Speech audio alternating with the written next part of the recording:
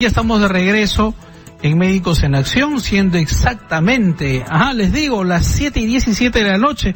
Nos vamos a conectar con el doctor Miguel Gaitán, neurocirujano del Hospital Casimiro Ulloa, y él nos va a hablar acerca de la parálisis facial.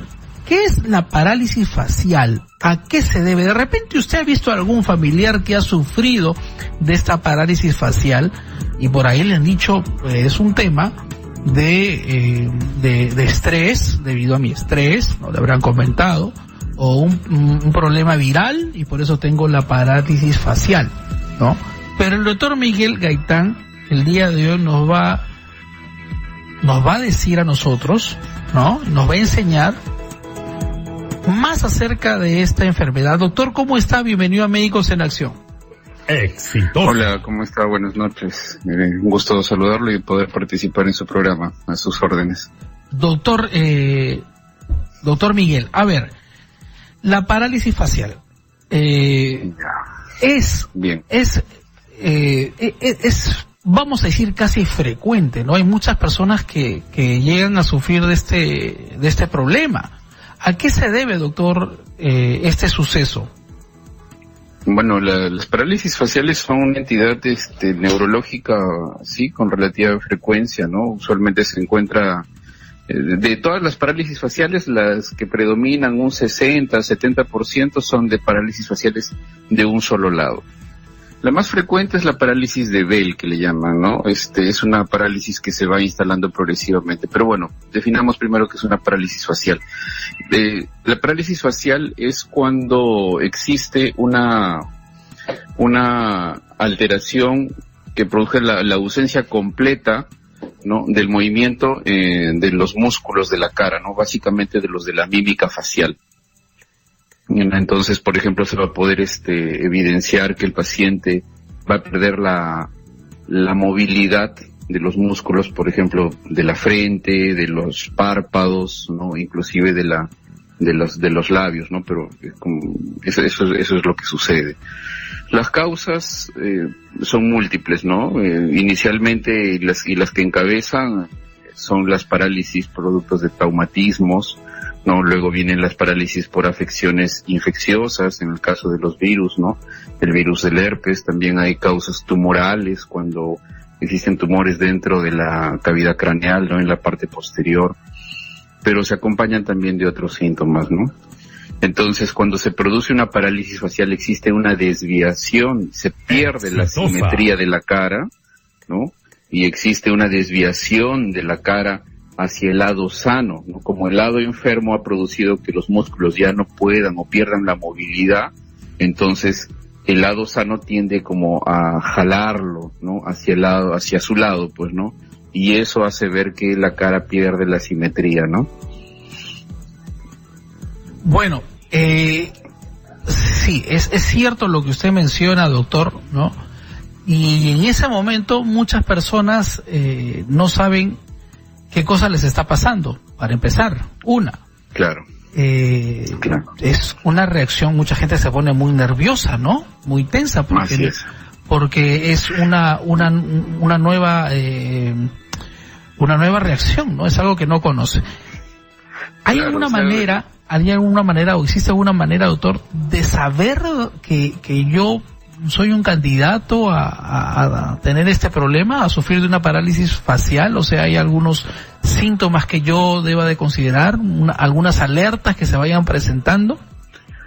Básicamente, algunas personas llegan a describir antes de notar la parálisis facial, describen sensaciones de adormecimiento, como si estuviera acorchado, adormecido, ¿no? Entre comillas, una parte de la cara, ¿no? Una de las mitades de la cara.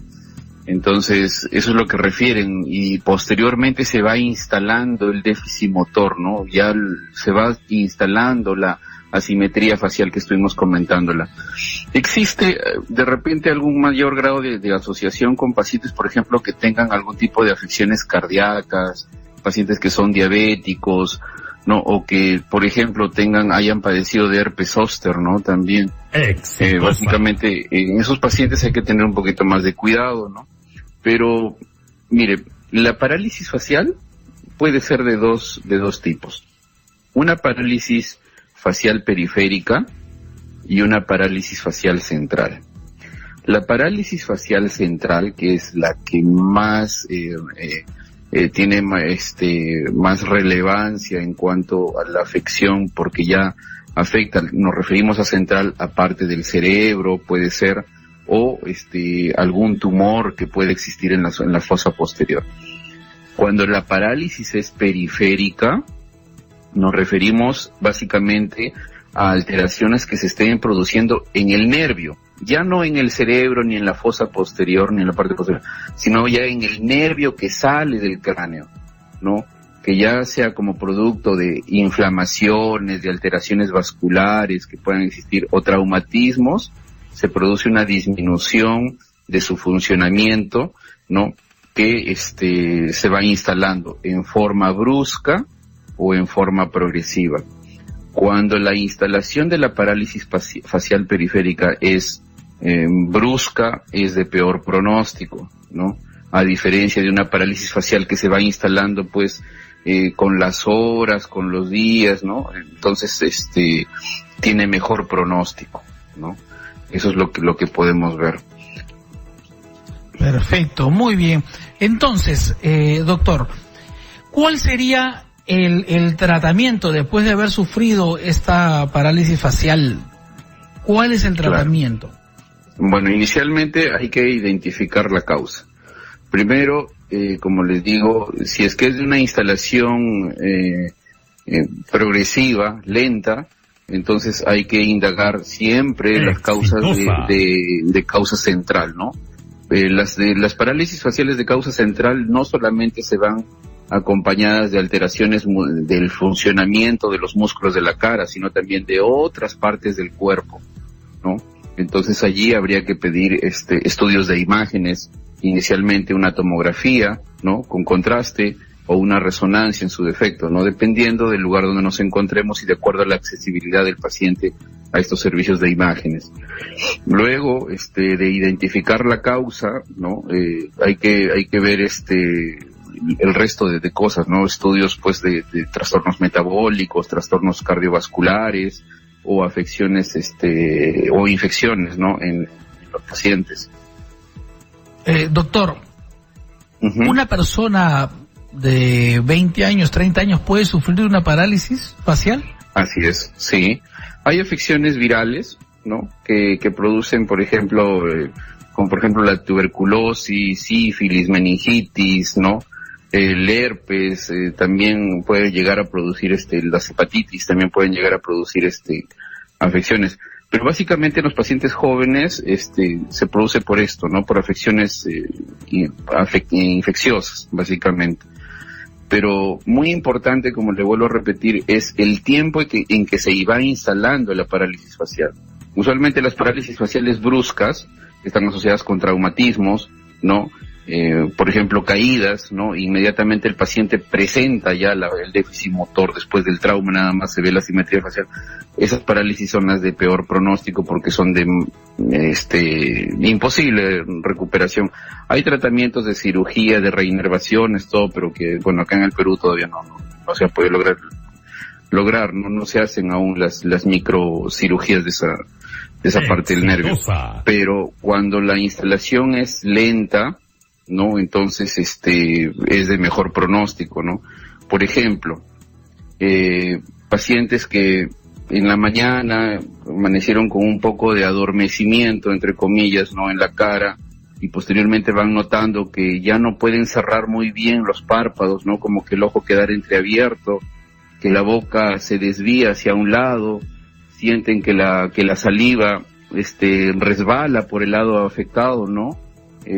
O intentan cerrar o arrugar la frente y no la pueden hacer, ¿no? Entonces, esos pacientes van instalándose progresivamente, esos son una parálisis facial periférica o una parálisis de Bell, ¿no? Que tienen mejor pronóstico, ¿no? Se da tratamiento con corticoides y se da algunos neurotróficos nada más, y lo que sí es importantísimo, pues, es la rehabilitación en los pacientes, ¿no?